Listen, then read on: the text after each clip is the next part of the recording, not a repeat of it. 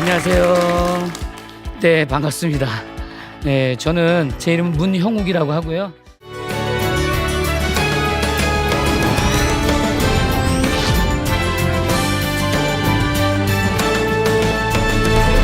네, 저는 믿음의 가정을 세우는 일을 하고 있습니다. 제가 10여 년 동안 한 400여 명 을 결혼시켜서 지금 믿음의 가정들이 있는데요. 제가 그 가정들을 세우고 또 가정에 대해서 함께 이야기하고 나누면서 어떻게 하면 우리 크리스찬으로서 좀 더 건강하고 또 믿음이 연약한 자들에게 좋은 모델로 보여줄 수 있는지 함께 이 시간에 같이 여러분들과 즐겁고 재밌게 한번 가정에 대한 생각들을 같이 한번 해봤으면 좋겠습니다. 여러분, 우리가 가정에서 생활하다 보면 똑같은 걸 보고도 어떻게 하죠? 해볼까요? 따라해볼까요? 다르게 해석한다. 그런데 여러분 보세요. 여러분 자녀들과 함께 어떠한 이야기를 할 때 아이들이 엄마는 도대체 왜 내 마음을 이해를 못하는 거야? 이런 아이들이 있죠. 네, 그럴 때 여러분들은 어떻게 할까요? 야, 엄마 때는 이렇게, 요즘에 유행하는 라떼는 혹시 이러고 있진 않으세요? 여러분, 이렇게 우리 아이와 내가 생각이 좀 다를 때가 있어요. 그럴 때 우리 어떻게 하면 좋을까요? 질문하는 겁니다. 질문. 예를 들면 엄마는 이렇게 생각하는데 너는 왜 그렇게 생각하니? 라고 물어봐 주는 거예요. 근데 우리가 물어보지 않고 대부분 어떻게 하죠? 웃기고 있네, 엄마가 더 잘 알아, 이렇게 이야기하는 순간에 우리 가정은 깨지기 시작합니다. 여러분 꼭 기억하셔야 될 단어가 하나 있죠? 그게 뭐예요? 질문입니다. 자, 여러분 여기 어떻게 오셨어요? 신청해서 오셨고, 좋아요. 강의 들어오셨고, 걸어오셨고, 뭐라고요? 대중교통 타고 오셨고, 전철 타고 오셨고. 맞아요. 보세요. 똑같은 이 질문에도 이렇게 대답하는 분들이 어떻게 해요? 해석이 이렇게 다릅니다.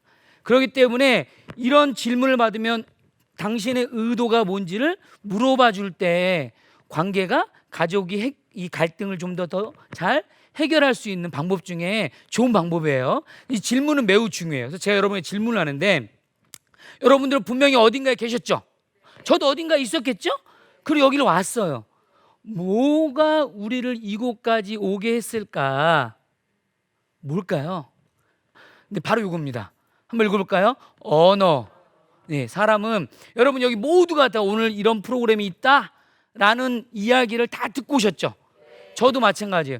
듣고 오는데 어떤 분들은 언어를 듣는 순간에 그쪽으로 움직이거나 그쪽으로 움직이지 않거나라는 걸 결정해요. 그래서 내 안에, 여러분 마음 안에 어떤 언어가 있느냐에 따라서 여러분의 가정생활은 확 바뀝니다. 그러니까 여러분 예를 들면 부정적인 언어가 있어요.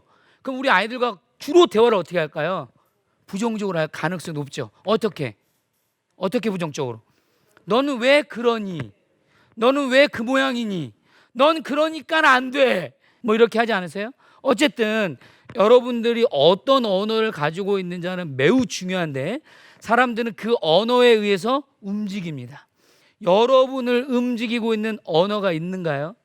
여러분은 어떻게 여러분의 자녀들에게, 또 우리 가족이 어떤 언어로 생활하려고 노력을 하세요? 이건 굉장히 중요한 것 같아요.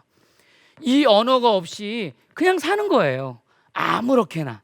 아침에 눈을 뜨면 그냥 하나님 감사하네요, 그냥 하루 어떻게 잘 살아보겠네요, 아무 생각이 없어요.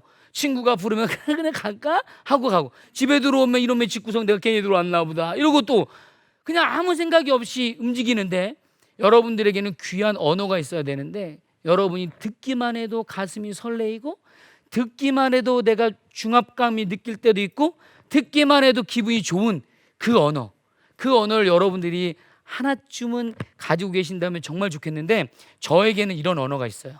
첫 번째가 뭐냐면 이겁니다. 읽어볼까요? Who am I? 나는 누구인가라는 뜻이에요. 나는 누구인가? 여러분들 누구세요?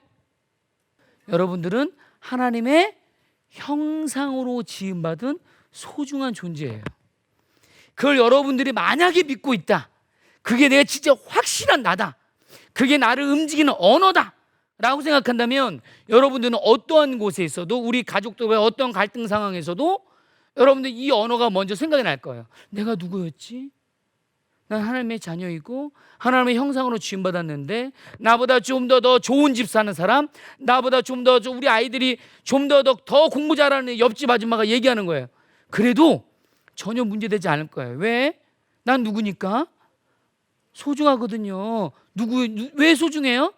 하나님의 형상으로 지어졌잖아요. 여러분들은 그런 속성이 있는 거예요. 그럼 여러분은 어떠신 분이에요? 괜찮은 분이에요. 괜찮은 분. 잘하고 있습니다.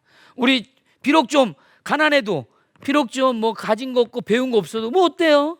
우리는 만왕의 하나님의 형상으로 지음받았다라는 그걸 여러분들이 아는 그 순간부터는 여러분들은 굉장히 행복해질 겁니다. 그래서 제가 여러분께 말씀드린 것은 제가 한 얘기가 아니라 이 창세기 1장 27절 말씀에 나와 있습니다. 다 같이 한 목소리로 읽어보도록 해보겠습니다. 시작. 하나님이 자기 형상 곧 하나님의 형상대로 사람을 창조하시되 남자와 여자를 창조하시고. 저기에 누구예요? 남자가 바로 선생님이고 여자가 여기 선생님들이십니다. 여러분들은 하나님의 형상대로 지음 받았다는 거예요. 여러분 그게 나예요. 대단하지 않으세요? 너무 멋지잖아요. 그걸 여러분들이 기억하신다면 여러분들은 이제 여러분들이 어떻게 움직여야 될지를 이해가 되시고 알게 되실 거고 어떤 위기에서든지 여러분들이 어떻게 내가 대처해야 할지를 알게 되실 겁니다. 그런데 이렇게 내가 누군지 잘 모를 때가 있어요. 사람들은 나를 좀 알면 좋은데 내가 누군지 몰라. 내가 예수님 믿는 사람으로서 하나님의 형상대로 지음받았다는 것을 잘 모르고 일반적인 세상에 살아갈 때 화가 나면 외부인들에게는 난폭하게 범죄를 저지른 만큼 화를 내고 자기 자신에게는 너무 심각하게 자기 비하를 하게 된다는 거예요. 그래서 수치심을 느끼게까지 만듭니다. 그러니까 예를 들면 여러분들이 혹시 내 아이의 모습을 보고 또 내 남편의 내 배우자의 모습을 보고 어쩌면 여러분들이 화가 나거나 또는 내 스스로 내가 왜 이 인간하고 결혼해가지고 내가 이 모양이지? 이렇게 여러분들이 생각하고 있었다면 여러분들은 내가 누군지를 잘 모르고 계신다는 거예요. 굉장히 중요합니다. 여러분 제가 사람은 뭐에서 움직인다 그랬죠? 언어에서 움직인다 그랬잖아요. 이 언어에는 두 가지가 있습니다. 이렇게 말로 하는 언어가 있고 제가 이렇게 이런 제스처 이런 걸 무슨 언어라고 그러죠? 바디랭귀지 이런 거를? 선생님 잘하시네. 무슨 언어요? 비언어. 자 그럼 제가 질문 한번 해보겠습니다. 우리가 살아가면서 소통하면서 언어와 비언어 중에 뭐가 더 많은 영향을 차지할까요? 언어 비언어. 비언어가 메라비언이라는 사람은 93%를 차지한대요. 그 얘기는 뭐냐면 여러분들이 예를 들면 이렇게 대답을 해줄 때도 와 이러면 제 마음속에 어떻게 느낄까요? 가짜다 라고 느껴지는 거예요. 여러분 언어와 비언어를 어떻게 해서 일치시켜서 대화하려고 노력을 하셔야 돼요. 그래서 우리가 여러분들 무슨 이야기를 하더라도 내가 진지한 이야기 할 때는 어떤 표정으로 지으셔야 되죠? 진지하게. 재밌는 표정일 때는 재밌게. 속상할 땐 속상한 표정을 지으셔야 돼요. 속상한데 웃고 계시면 안 됩니다. 자, 여러분 자존감이 뭔지 아세요? 자존감이 뭐예요? 지금 여러분이 하신 거야. 어떤 거냐면 이거죠. 해보세요. 나 괜찮은 사람. 왜 괜찮죠? 하나님의 형상으로 지어졌기 때문에 여러분들은 어떤 분이에요? 괜찮은 분인데 그런 분들을 우리는 자존감이 높다, 자기 정체성이 분명하다라고 얘기를 해요. 이 자존감에는 공식이 하나 있어요. 그게 뭐냐면 바로 기대분의 감사. 자존감이 자꾸 떨어지는 이유는 기대를 많이 하면 떨어져요. 그러니까 여러분들의 남편, 여러분들의 아이들한테 여러분 너무 지극히 기대를 많이 해요. 그래서 오늘 여러분들이 좀 이따 집에 들어가시면 남편이 일찍 퇴근해가지고 설거지 좀 해놨으면 좋겠죠 라고 기대하고 가시면 딱 봤는데 설거지 개수대에 설거지가 하나가 득이면 여러분들도 모르는 사이에 확 분노가 나와요. 화가 나, 답답해져요. 그럼 세상에 말이야 내가 밖에 나갔는데 청소 좀 해놓지 이렇게 되는 거죠. 그리고 뭐가 없어요? 감사가 없어져. 감사가. 그래서 여러분들이 내 자존감, 나라는 존재에 대한 소중함을 인정하기 위해서는 기대감을 우리 가족 안에서 기대감을 좀 줄이시고 해볼까요? 기대감을 줄이고 감사하자. 그런데 문제는 감사예요. 감사의 반대말이 혹시 뭔지 아세요? 안 감사? 해보세요. 당연한 생각. 바로 이거예요. 여러분 여기 교회 다니시잖아요. 예, 목사님은 새벽 예배에 나가시는 게 당연한가요? 여러분이 만약에 당연하다고 생각하시면 교회 갔는데 목사님이 새벽에 기도하고 계셔? 그럼 여러분 어떻게 하는지 아세요? 그럼 목사님이시니까 이러실 겁니다. 근데 그걸 당연하게 생각하지 않잖아요. 우와, 우리 목사님이 우리를 위해서 이렇게 기도해 주시는구나, 너무 감사하다, 이렇게 느껴진다는 거예요. 여러분 당연하게 생각하는 그 순간부터 여러분의 마음에 뭐가 없어지냐면 감사하는 마음이 없어지기 시작합니다. 해볼까요? 당연하게 생각하지 말자. 그럼 여러분 자존감과 비슷한데 자존감이 아닌 게 있죠? 그게 뭘까요? 우와, 어머니, 잘하셨어요. 네, 뭐라고요? 자존심. 자존심은 쉽게 얘기하면 이기고 싶어하는 마음이에요. 이기고 싶어하는. 여러분 보면 내 남편을 이기고 내 아이를 이기려고 하잖아요. 그럼 여러분도 뭐 하게 돼요? 나도 모르게 싸우지 않아요? 그러니까 내가 기대감이 많아지고 감사가 적어지면 자연스럽게 우리 남편, 우리 아이들, 내 아내에게 어떻게 할까요? 자존심을 부려요. 근데 우리 인간의 내면에는 모두 다, 여러분과 저도 마찬가지지만 자존심이 잔뜩 있어요. 그 여러분 항상 여러분 마음속에 이기려고 하지 말고, 예, 자존감으로, 이 사람도 옆에 있는 분들도 어떤 분이에요? 하나님의 형상으로 지음받은 소중한 존재라는 거. 여러분의 배우자든 여러분의 가족의 모든 식구들은 누구다? 하나님의 형상으로 지음받은 소중한 분이다라는 걸 여러분들 기억을 꼭 해주셨으면 좋겠습니다. 그래서 우리는 이 갈등이 생기면 건강한 정체성이 필요해요. 이 건강한 정체성이라고 하는 것은 자기 가치감을 갖는 건데, 문제는 뭐냐면 이 자존감을 높이려고 하잖아요. 그러면 나 이외에 다른 한 사람이 더 필요하대요. 그게 누가 될까? 가족이에요, 가족. 그럼 반대로 얘기하면 여러분의 가족이 자존감이 올라가려면 어떻게 해야 될까요? 내가 필요한 거죠. 내가 어떻게 해요? 가치감을 인정해 주는 거예요. 한번 해볼까요? 괜찮아. 굉장히 중요한 언어죠. 괜찮아. 네. 우리가 때로는 실수하고 때로는 넘어지기도 하고 때로는 잘 내 뜻대로 안 돼요. 하지만 어떻다? 괜찮다. 이렇게 여러분들이 이야기해 줄 때 여러분의 아이들이, 또 여러분의 가족들이 자존심을 조금 내려놓고 자존감으로 세상을 살아갈 거예요. 그러면 그 누구 어떤 사람들과 비교하지 않고 내가 내 스스로 난 하나님의 자녀라는 그 사실만 가지고도 최선을 다해서 살아가는 거죠. 그렇게 여러분들도 그렇게 사셔야 되고, 여러분의 아이들, 여러분의 남편, 배우자들이 그렇게 사신다면 재밌지 않을까요? 자, 그런데 견고한 이런 자존감을 갖고 위해서는 여러분 기억해야 될 게 뭐냐면 자기 분할하는 게 잘 돼야 되는데, 분할은 뭐냐면 나 혼자서도 잘할 수 있지만 함께로 잘할 수 있는 힘을 길러주는 거예요.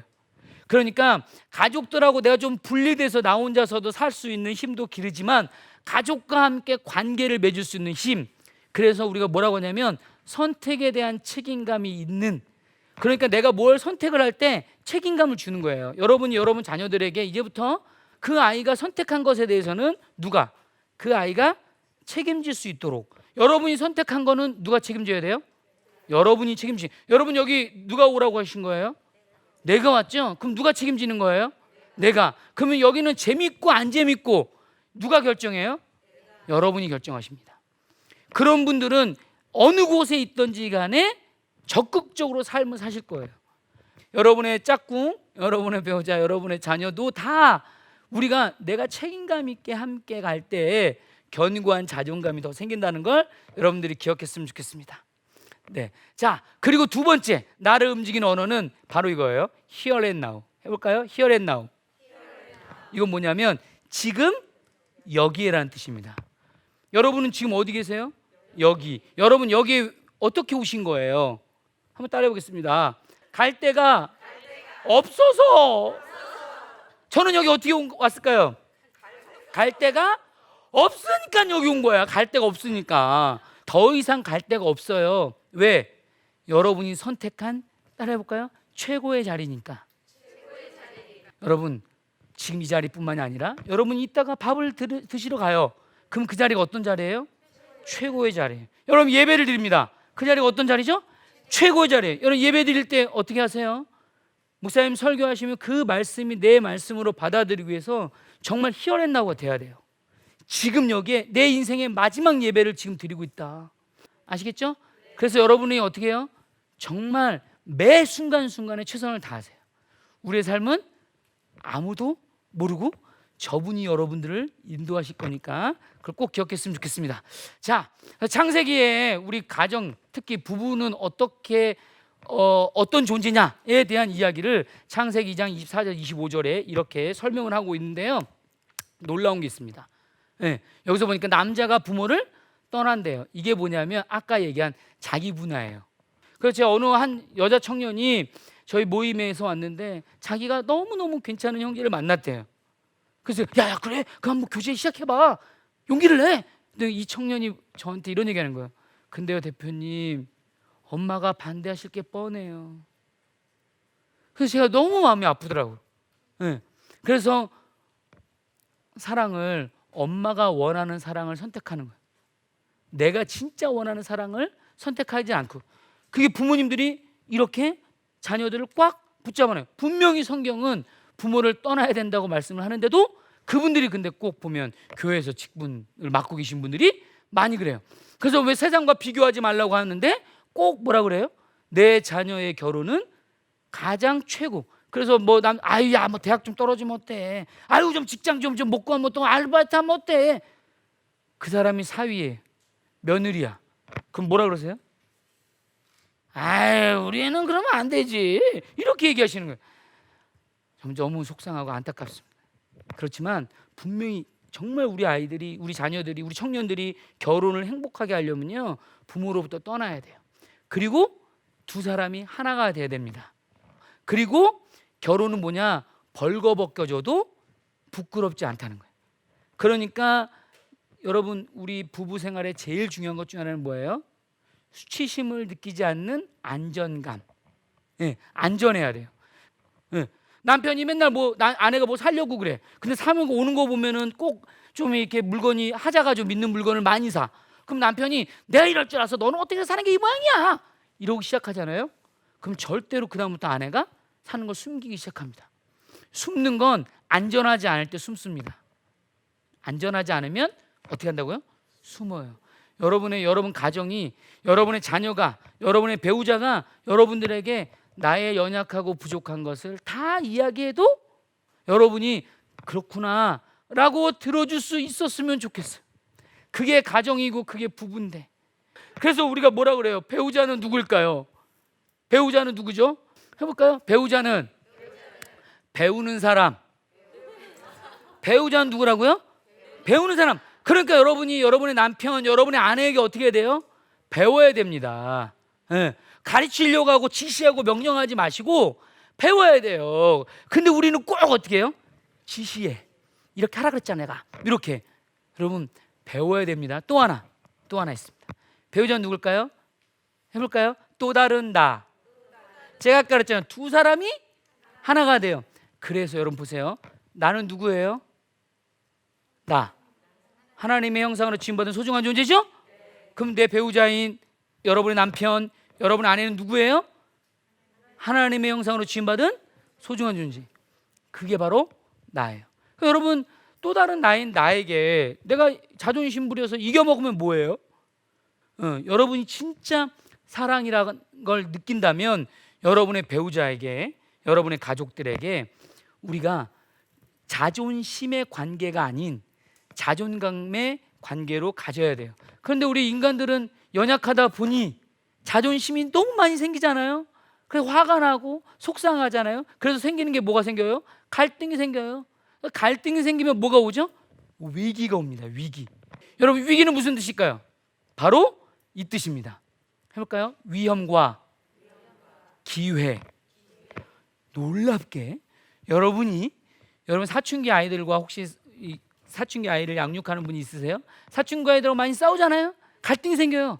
그런데 기회입니다. 부모와 자녀가 굉장히 더 밀착될 수 있는 절호의 기회라는 걸 여러분 기억하셔야 돼요. 왜냐하면 갈등은 결코 나쁜 것만은 갖고 오지는 않아요. 그래서 우리가 갈등 해결할 때 제일 잘해야 될 것 중 하나가 뭐냐면 긍정적 셀프 토크라고 해요. 여러분이 여러분 자신에게 긍정적으로 자꾸 이야기하는 거예요. 근데 어떤 분들은 이런 생각을 부정적으로, 그렇지, 난 안 돼. 아유, 내가 될 리가 있어? 예수님 믿는데도 예수님이 다 함께 해주실 거라는 확신을 못 가져. 끊임없이 어떻게 해요? 의심. 예.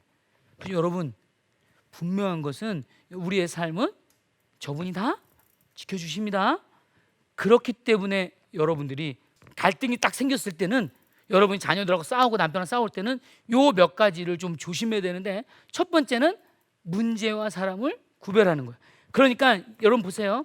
여러분의 자녀 어린아이들이 예를 들면 물 엎질렀어요.